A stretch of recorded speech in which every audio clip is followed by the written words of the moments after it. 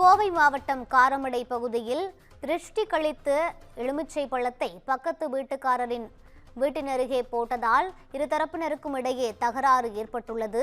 அது தொடர்பான சிசிடிவி காட்சிகளை நாம் தற்போது பார்த்து வருகிறோம். இது குறித்த கூடுதல் விவரங்களோடு இணைகிறார் எமது செய்தியாளர் ஞானசேகரன். வணக்கம் ஞானசேகரன், முழு விவரங்களை பகிரலாம். வணக்கம் ரூபி.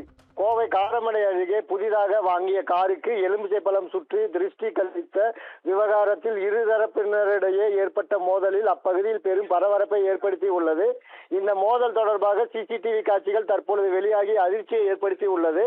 கோவை காரமடை அருகே உள்ள பெரிய புதூர் பகுதியில் வசித்து வரும் ஒரு குடும்பத்தினர் புதிதாக ஒரு கார் வாங்கியுள்ளனர். காரின் பாதுகாப்பிற்காகவும் நல்ல நேரம் பார்த்து திருஷ்டி கழிக்கவும் முடிவு எடுத்த உரிமையாளர் காரின் சக்கரங்களுக்கு அடியில் எலுமிச்சை பழங்களை வைத்து திருஷ்டி சுற்றி போட்டுள்ளார். திருஷ்டி சுற்றி போடப்பட்ட எலுமிச்சை பழங்கள் பக்கத்து வீட்டின் அருகே போடப்பட்டதாக கூறப்படுகிறது.